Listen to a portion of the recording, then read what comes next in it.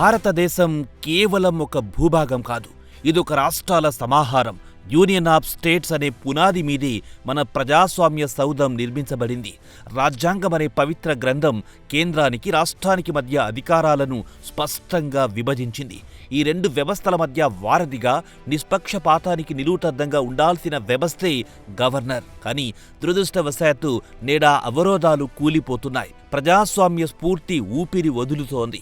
ఒకప్పుడు గౌరవప్రదమైన రాజ్యాంగ పదవులుగా వెలుగొందిన గవర్నర్ గిరీలు నేడు రాజకీయ చదరంగంలో పావులుగా మారుతున్నాయా? సమాఖ్య స్ఫూర్తిని కాపాడాల్సిన చేతులే దాని గొంతు నులుముతున్నాయా?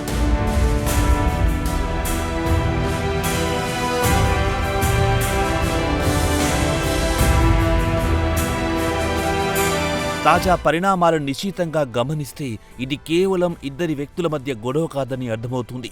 ఇదొక సిద్ధాంతపరమైన యుద్ధం. కర్ణాటకలో ఏం జరిగింది?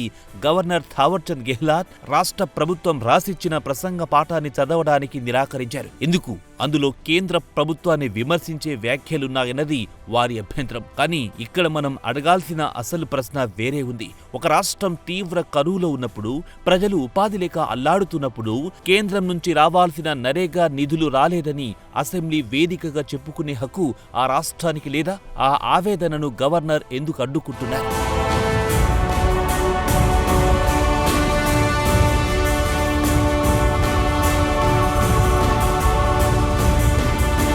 ఇది ప్రోటోకాల్ సమస్య కాదు, ఇది ప్రజాస్వామ్య గొంతుకను నొక్కేసే ప్రయత్నం.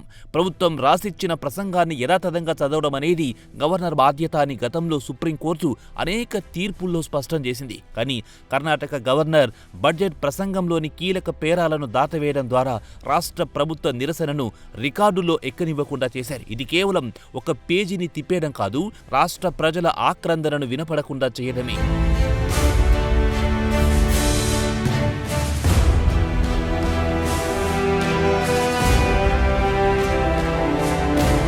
హూడా స్కామ్ విచారణ అనుమతితో మొదలైన ఈ ఘర్షణ ఇప్పుడు రాజ్యాంగ సంక్షోభం వైపు అడుగులు వేస్తోంది. మరోవైపు దక్షిణాదిన తమిళనాడు వైపు చూస్తే పరిస్థితి మరింత జటిలంగా ఉంది. ఇక్కడ పోరాటం పరిపాలన పరిధి దాటి ఆత్మగౌరవం, అస్తిత్వం వైపు మళ్లింది. తమిళ్ థాయ్ వాళ్లు గీతాలాపనలో ద్రవిడ అనే పదాన్ని తొలగించడం కేవలం ఒక పొరపాటుగా చూడలేం.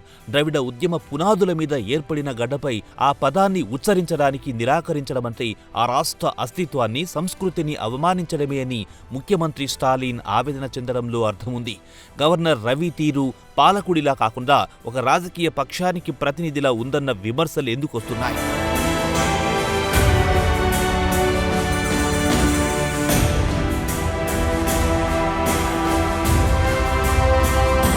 అసెంబ్లీలో ప్రభుత్వం ఆమోదించిన పాఠాన్ని కాదని సొంత మాటలు మాట్లాడడం, దానికి నిరసనగా స్పీకర్ మైక్ కట్ చేయడం, గవర్నర్ సభ నుండి ఆవేశంగా వెళ్లిపోవడం, ఇవి మన ప్రజాస్వామ్య దేవాలయాల్లో జరగాల్సిన దృశ్యాలేనా?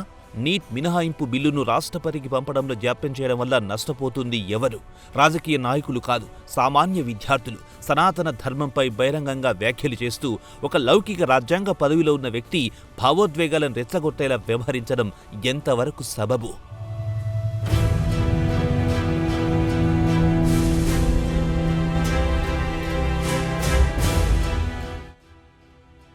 అరబిక్ మహాసముద్రం తీరాన కేరళలో జరుగుతుంది మరో రకమైన ప్రచ్ఛన్న యుద్ధం.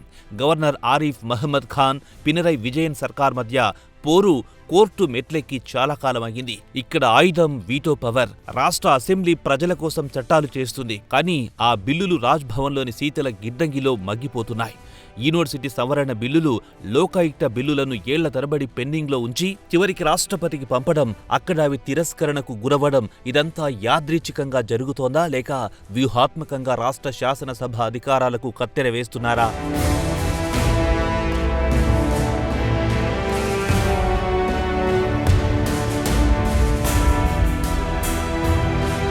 అంతకంటే ఆందోళనకరమైన విషయం ఆర్థిక సమైక్యవాదంపై దాడి.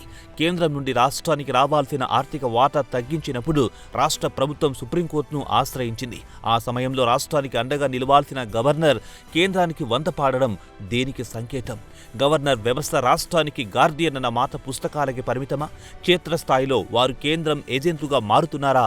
ఈ ప్రశ్నలిప్పుడు కేరళ వీధుల్లో సామాన్యుడు కూడా అడుగుతున్నాయి.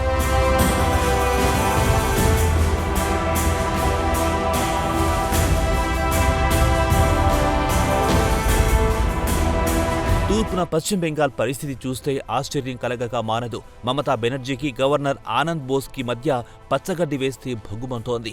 ఎంతలా అంటే ప్రజా ప్రతినిధుల ప్రమాణ స్వీకారం ఎక్కడ చేయాలని చిన్న విషయంపై కూడా యుద్ధాలు జరుగుతున్నాయి. రాజ్ భవన్ కు రమ్మని గవర్నర్, అసెంబ్లీలోనే చేస్తామని ఎమ్మెల్యేలు. ఈ పంతాల పట్టింపుల్లో అసలోడిపోతున్నదెవరు? ప్రజలు కాదా? ఒక మహిళా ఉద్యోగి గవర్నర్పై లైంగిక వేధింపుల ఆరోపణలు చేయడం, రాజ్యాంగ రక్షణ పేరుతో విచారణ జరగకపోవడం ఈ దేశ చరిత్రలోని ఒక మాయని మచ్చ.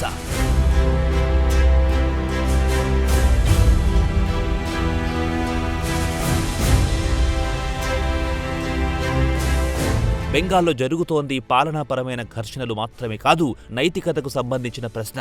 ఒక గవర్నర్పై అంత తీవ్రమైన ఆరోపణలు వచ్చినప్పుడు వ్యవస్థ స్పందించే తీరు ఇలాగేనా ఉండాలి? తృణమూల్ కాంగ్రెస్ దీన్ని రాజకీయంగా వాడుకుంటుందని అనుకున్న ఆరోపణల్లోని నిజనిజాలు నిగ్గు తేల్చాల్సిన బాధ్యత చట్టానికి లేదా రాజ్యాంగం కల్పించిన ఇమ్యూనిటీ అనేది బాధ్యతల నుండి తప్పించుకోవడానికి కవచంలా మారకూడదు కదా.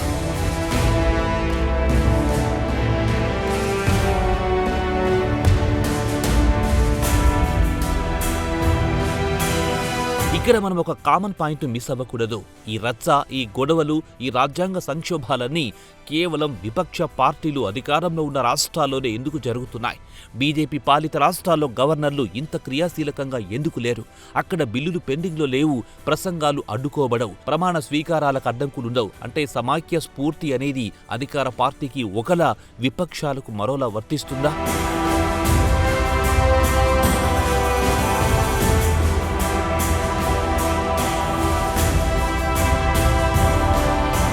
రాజ్యాంగ నిర్మాత డాక్టర్ బిఆర్ అంబేద్కర్ ఆనాడు రాజ్యాంగ సభలో మాట్లాడుతూ గవర్నర్ పదవి అనేది రాష్ట్ర ప్రభుత్వానికి సలహాదారుగా ఉండాలి తప్ప ప్రభుత్వాన్ని నడిపే డ్రైవర్గా కాదు అని హెచ్చరించారు. కానీ నేడు జరుగుతున్నదేమిటి? ఎన్నికైన ప్రభుత్వాలను పక్కన పెట్టి నామినేటెడ్ పదవుల్లో ఉన్నవారు పెత్తనం చెలాయించాలని చూస్తున్నారు. సుప్రీంకోర్టు ప్రధాన న్యాయమూర్తి డివై చంద్రచూడ్ నేతృత్వంలోని ధర్మాసనం కూడా పలుమార్లు మొట్టికాయలు వేసింది. గవర్నర్ బిల్లులను తొక్కిపెట్టొద్దు అని స్పష్టంగా చెప్పింది. అయినా మార్పు ఎందుకు రావడం లేదు?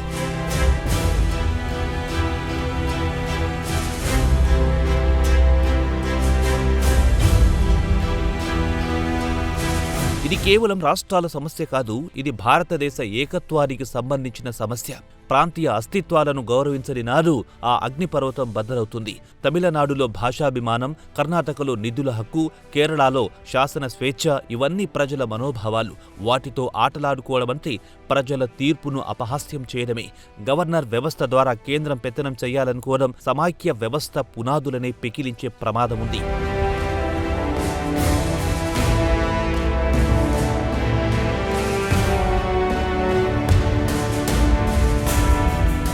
రాజకీయాలుండొచ్చు, కానీ అవి రాజ్యాంగ పరిధిని దాటకూడదు. ప్రతి చిన్న విషయానికి న్యాయస్థానాలు ఎంత ఇవ్వాల్సిన దుస్థితి ఎందుకొచ్చింది? ప్రభుత్వాలు చర్చించుకొని పరిష్కరించుకోవాల్సిన సమస్యలు కోర్టు చుట్టూ తిరుగుతున్నాయి. ఇది పాలనా వ్యవస్థ వైఫల్యం కాదా? ప్రజలోట్లేసింది పరిపాలన కోసం, కోర్టుల్లో పోరాటాల కోసం కాదు.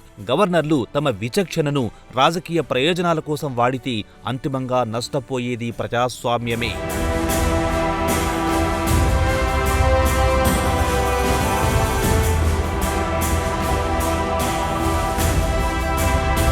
ఇప్పుడు బంతి కేంద్ర ప్రభుత్వం కోర్టులో ఉంది. గవర్నర్ల నియామకం, వారి అధికారాల వినియోగంపై పునరాలోచించాల్సిన సమయం ఆసన్నమైంది.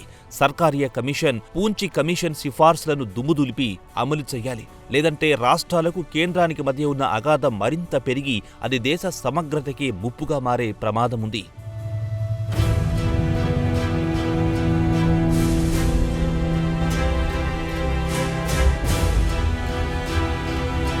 చివరిగా ఒక్క మాట, రాజ్యాంగం మనకు ప్రసాదించిన హక్కులు, బాధ్యతలు ఎవరో ఒకరి దయాదాక్షిణ్యాలు కావు.